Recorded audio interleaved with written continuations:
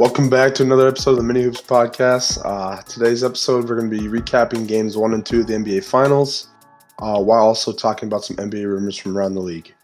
So first, let's just go into game 1. Yeah. In the previous episode, I talked about watching the star matchups, so Booker and Giannis and Chris Paul, but kind of being more interested in the coaching war that's going on between Monty Williams and Coach Budenholzer. And that was a point of emphasis for me watching game 1. Bud again rolled out Lopez at the 5 as he usually does and kind of stuck with it. This led to Chris Paul and Devin Booker just attacking him just ruthlessly in the pick and roll. They would just deliberately try and get switches onto Brook Lopez, and then Booker and Paul would just cook him off the dribble. And Bud didn't really adjust. They just kept Lopez out there, and they would not put Giannis at the 5 until later in the game. But I definitely understand why people are upset with Coach Budenholzer for his rotations and his lineups. For the Suns, they did a lot of switching on defense, and they also tried to zone. Dario Saric only played a couple minutes in the game because he tore his ACL, which kind of led to them having an even bigger hole at the backup 5 spot. He's already not the greatest backup center. He's not super big, and he's not great defensively. So that's kind of why DeAndre Ayton has been playing a ton of minutes. So they were really slim there. But yeah, the thing that stood out to me the most was Milwaukee's lineups and Coach Bud not really adjusting, which was not even as a Bucks fan. It was hard to watch. I don't really know why he didn't adjust earlier. He put Giannis at the 5 to start the 4th, but it seemed pretty clear that was the answer to what was going on. So what else did you guys notice? Just going back on that rotation stuff. I just don't know why Coach Bud is playing Jeff Teague, I just think that Jeff Teague's like the epitome of basketball. I just don't think he's a good player. But it's to bring back on your point where just the whole with the switch, they keep attacking like Lopez and stuff. You got to make adjustments in game to help fix these problems. And if you don't figure that out, you're not going to win the game. Yep, I agree. Jeff Teague, not good anymore. Should not be getting minutes. Cam Payne was also really big in the 4th. He's been their energy guy, their energizer bunny off the bench. That's a really good role for him with his like unbelievable speed and agility and energy. But finally, the Bucks did adjust and put Giannis at the 5 in the 4th quarter. As I said, he started the 4th at the 5, and then they rolled out that lineup for a while, which actually led to them cutting the lead to 7, which was the lowest or the closest that the game got. And that happened after they put Giannis at the 5, but they couldn't tie it up and couldn't claw back enough, or they couldn't claw back into the game. That was all I had for game 1. Do you guys have anything else super pressing before we switch to game 2? I think you covered that pretty well. And in game 2, I was watching closely to see how Bud would respond to the lineups and the lack of adjustments that he made in game 1, wondering if he would actually fix things. And he kind of did, not necessarily. He put Drew Holiday on Chris Paul to start, and they weren't as religious with their switching. Drew Holiday really fought through screens and was really pestering Chris Paul early. And they also switched to a drop coverage with some help early in the game, so they wouldn't put Brook Lopez on an island like every single possession. Giannis was the help on 2 possessions early, which really helped because obviously he's got super long arms and he's really tall. And one of those led to a block. On the offensive side of the ball, both Giannis and Holiday were super aggressive early, which is good to see them take charge. Although I don't know if you want Drew Holiday being like one of your main offensive weapons, but whatever. I think he took like 11 shots in the first quarter, double-digit shots for sure. But um, yeah, the Bucks switched on defense, but not with Lopez because, like I said, he was just getting abused on those matchups early. Kind of pivoting to the Suns, they moved the ball really well early. Um, Bridges and Crowder and other role players played really well. They were hitting corner threes and perimeter shots and just scoring really efficiently. The Bucks on offense were attacking the basket like crazy, which forced the Suns to switch into a zone defense with about 2.5 minutes left in the first. And another thing that the Bucks did that was kind of unique is they trapped Cam Payne off the pick and roll. They didn't really do that for any other player. I don't know if that was just a miscommunication on a few things or if that was actually planned, but either way, that was kind of interesting. But yeah, the Suns role players really stepped up. Bridges had 27 in the game, so that was super impressive, and he was super efficient. So those are a few things that stood out to me. What did you guys see? Well, the biggest thing that stood out to me was how Giannis just didn't get any support with Middleton shooting 5 of 16 and with Holiday also shooting 7 for 21. Giannis really had to put his team on the back for this game. They came close in the final moments, but they ultimately came short. And then with the Suns, I don't know. I really like how Coach Monty Williams has it all set up. They have the perfect role players around their big three right now. I think the balance of having Jay Crowder and Mikal Bridges, also with Cam Johnson, with the group of Paul, Booker, and Ayton, I just think it balances really well. And you have this great, everybody really can spread the floor and shoot. And they shot super efficiently, like you were saying, and how Mikal Bridges really dropped those 27 points on 8 of 15 shooting.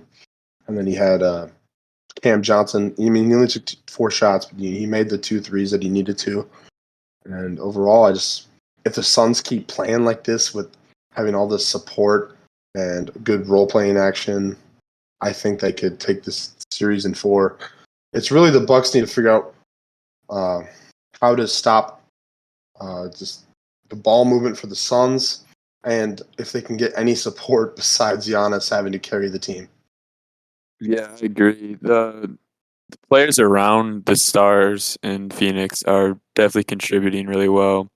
They're all like Cam Johnson, Bridges, Crowder. They're all like perfect fit for just being like that. They can play defense. They can shoot when they need to, and it just really takes like the pressure off Chris Paul and Booker having to score all the points, which is kind of something like the Bucks need right now.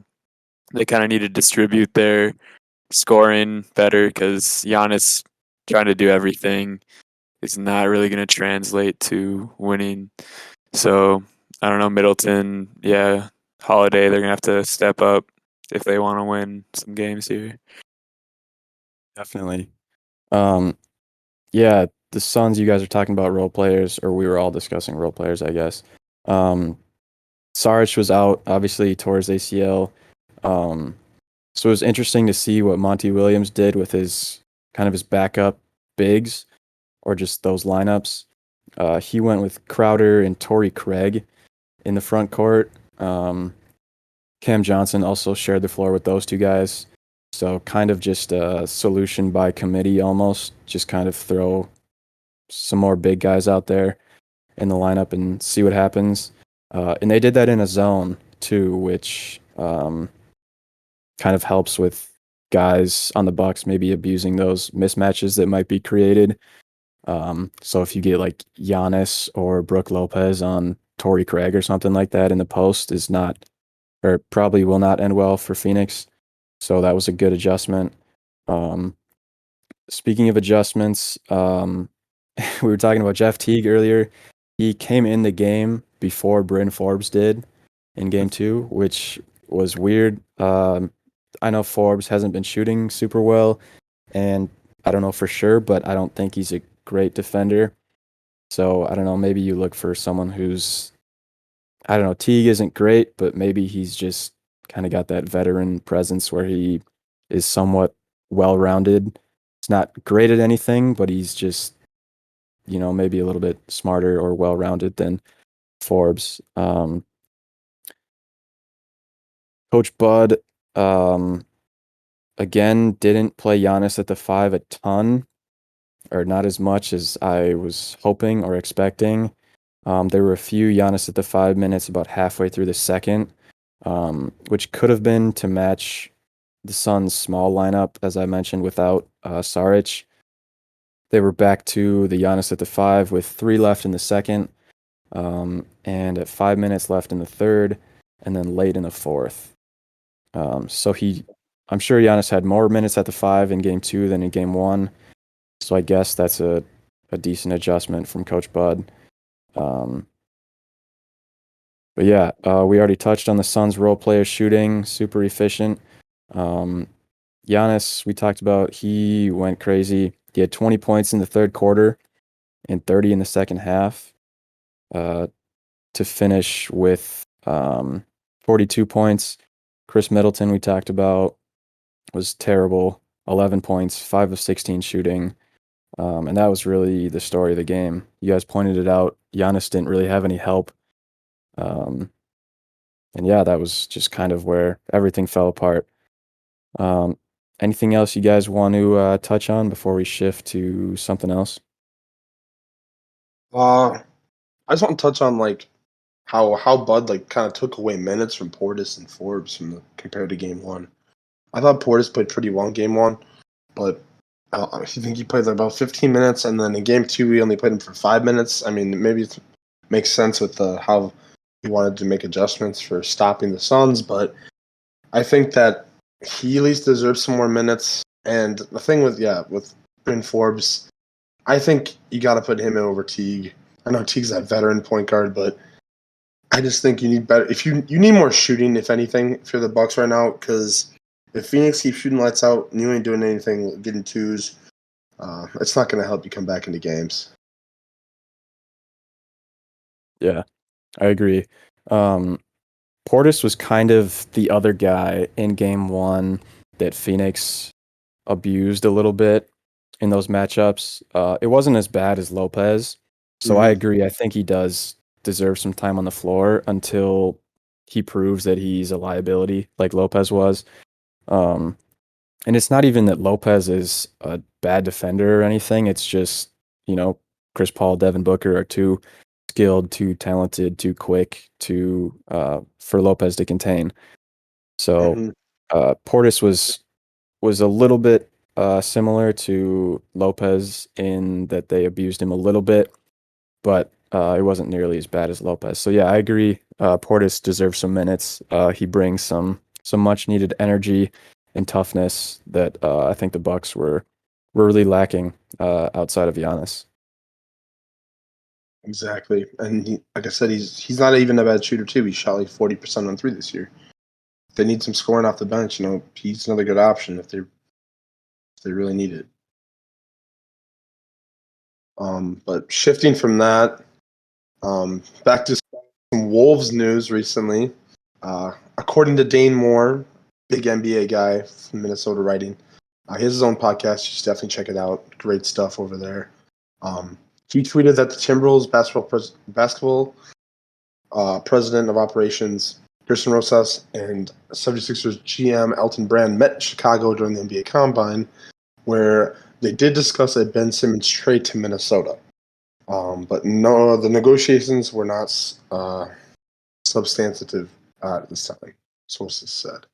What do you guys think about that meeting up in Chicago? Do you think the trade's gonna happen? Do you think it's a little smokescreen to get some more people to offer trades and stuff. What do you think? Yeah, I think this is probably like kind of significant news, but like not really at the same time. Like obviously you want to hear that like there's trade talks going down cuz Simmons would definitely be an improvement to the Wolves. But I'm not really getting my hopes up for anything cuz I still think it's going to be a pretty big sort of package we have to put together, and I don't know if we have the assets right now. Yeah, I agree. It's great that they're meeting and that they're talking. Timberwolves fans are obviously going to love to hear that. But no matter what happens, front office guys talking or trade rumors or players saying things, anything could happen, and it still doesn't change the fact that it's going to be really, really hard, I think, to get a deal done that's fair and reasonable for both sides in just a trade between the two teams. Um, I'm pretty firm in my belief that I don't know if I want to do this trade as the Timberwolves unless a third team is involved. I think we give up too much, and by too much, I mean uh, any combination of D'Angelo Russell, too many first-round picks, so maybe like 3, I think would be too much, or Jaden McDaniels, or any other pieces that uh, are a part of our future going forward. I don't want to include. So I think that a third team is necessary and kind of inevitable. I think Rosas knows that he doesn't want to give up D'Lo and McDaniels or too many first round picks or whatever else. And I don't think he will. So it'll be interesting to see how the trade rumors progress and front office members meeting and things like that. Yeah, and that also ties in with the athletics report of the Wolves view D'Lo as a part of our core, and that they don't want to part ways with him in any Ben Simmons trade. I also would agree with you, Gabe, where if you're the Wolves, you do not do this trade straight up with just the two teams. You need that third team because you are definitely giving up way too much if you're doing it straight up with Philadelphia. Yeah. We talked about this in a previous episode, but I don't know how much better we get as a team if we trade D'Lo and Beasley and 2 firsts, let's say, maybe throw in another role player. I don't know how much better we are if we do that package for Simmons. I'm Exactly. sure we'd be better defensively, but it seems like more of a step to the side than a step forward. Um, who knows how that team would gel with Simmons and without D'Lo and Beasley. Um, but yeah, I wouldn't do a deal like that, and I agree that D'Lo should stay on the team and he should be left out of trade packages. Yeah, for Yeah, sure. Not only is D'Lo like my favorite player on the Wolves, so I don't really want to get rid of him, but also like yeah, I definitely agree. He would definitely him being on the team with Simmons definitely makes a lot more sense than like replacing him with Simmons. Um, we want to improve. We don't really just want to be different next year. So I don't know. It's a very weird situation. yeah, and I don't think you improve if you trade D'Lo and Beasley because, I mean, of course, Simmons is a great defender, but then you lose those two great shooters, part of the team, and it just I don't think it'll overall gel with the current squad we have unless we make this a 3-team trade and somehow keep D'Lo with our current core. Yeah, I think Um, the guard and the wing spot gets ugly really fast if we trade those two. Oh yeah, The yeah, the 1 and 2 spot would consist of guys like Ricky McLaughlin if he resigns, which is kind of unlikely. Culver, Noel, Josh Okogie. Like there is not enough talent. There's not enough scoring. There's not enough just about anything. everything Yeah. in Oh that in god. that grouping. hmm So it's just too thin. well, speaking of guards, Colin Sexton. The Cavs have said that, or through a report, that he's on the trade block right now, and that they're not going to offer the max extension this offseason. My thought on this is Colin Sexton is a really good scorer. He's an okay defender. He brings a lot of energy to your team. But I also think he's not really worth the max extension when what he thinks.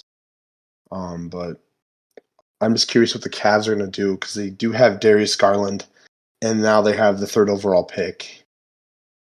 So, what are you guys' thoughts? Yeah, I like Colin Sexton as a player. I don't really know if he's going to be on like the Cavs timeline right now, so it might make sense for him to move because I don't really see the Cavs improving a whole lot anytime soon. So it might just be better for him to move on, go somewhere else that he'd be used a little more like competitively. So yeah. Yeah, I agree. I also like Sexton as a player. I think teams really need kind of a point of attack defender like Sexton and a guy who brings intensity and defense and a little bit of grit, especially in a guard. Um, but with that being said, there's no way I'm paying Colin Sexton a max extension or anywhere near that. He's a quality player who brings a lot to a team, but I'm not. I would refuse to overpay on Colin Sexton of all players. Exactly. And having to mention that the Cavs have the 3rd overall pick, I'm going to shift over to the Pistons. There's been a report that the Pistons, I guess, are open to trading the number 1 pick, which I personally think would kind of be stupid because I think Cade Cunningham is the right option here. But according to Rod Beard of the Detroit News, the Pistons general manager Troy Weaver said on Wednesday last week that trading the pick is an option. I guess they also are strongly considering Jalen Green from the G League and also USC center Evan Mobley. But I personally think that they should stay where they're at unless they get some blown away offer from some team. I could see maybe like OKC or even the Warriors trying to make a deal happen with Detroit here. What do you think? Yeah, they're just stirring the pot. I don't believe this for a second. Um, I don't think as an NBA franchise, I don't think you pass on Cade Cunningham. There's no way. Um, he's an unbelievable talent. And Oh, I definitely agree. yeah, I don't think I think they're just I think they're just saying things to just say things. I don't really know why. Maybe to boost the pick's trade value or something like that, or I guess you could say Cade's trade value, to just see what's out there. I guess if you want to make the argument that they should at least, test the waters to see what is available for that pick. Maybe some team offers something crazy, like a crazy package of picks and young talent and role players or whatever. But yeah, I don't think they're seriously considered trading it. So I don't really believe that they're going to move it or consider Yeah. moving it. Yeah, same. I think this is just like every year. Obviously, the number 1 pick is teams are going to want to try and trade for it. So I don't know, just to stir up news, I guess they'll release some information about possibly trading it. But nah, there's no way they should trade it unless I mean everything is definitely tradable, like every asset. But this number 1 pick you're going to need to give up a lot for it. So I just don't see any team doing that. Yeah. I mean, I don't see Detroit doing this. Like you said, you think it's kind of a smokescreen, Gabe. But if they do, I personally really like to see OKC somehow pair Cunningham and Shea Gilgeous-Alexander together. I think that'd be a perfect duo, and I think it'd be scary for other teams in the future. Yeah, that would be really scary. Two big guards who can shoot, who can score, who can pass. They'd be a terror. Absolutely. To finish things off, Team USA lost to Nigeria and our Minnesota Timberwolf, Josh Okogie, in the pre-Olympic qualifiers of a score of 90-87.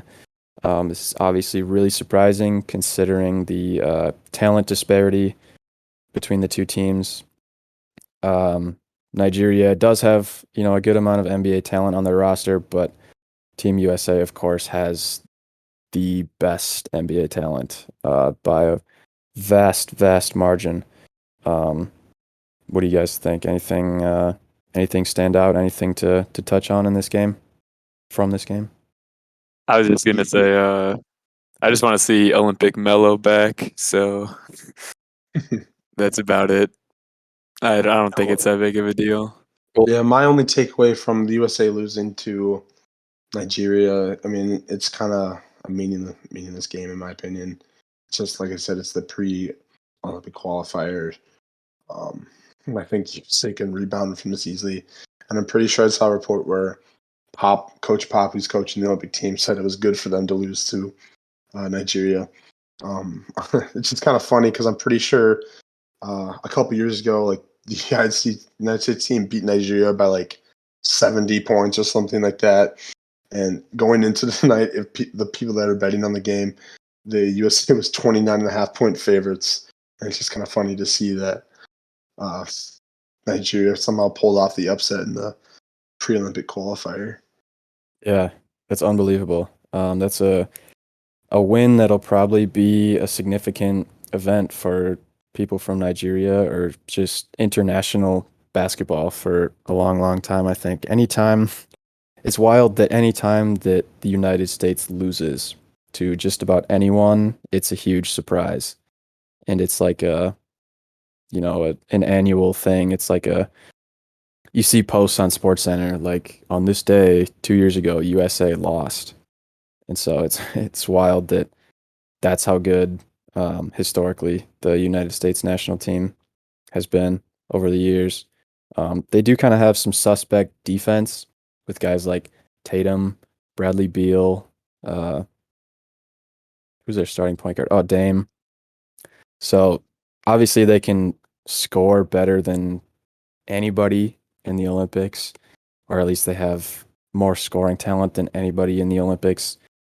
But I guess if we're nitpicking and splitting hairs, the team's defense might be a little bit suspect.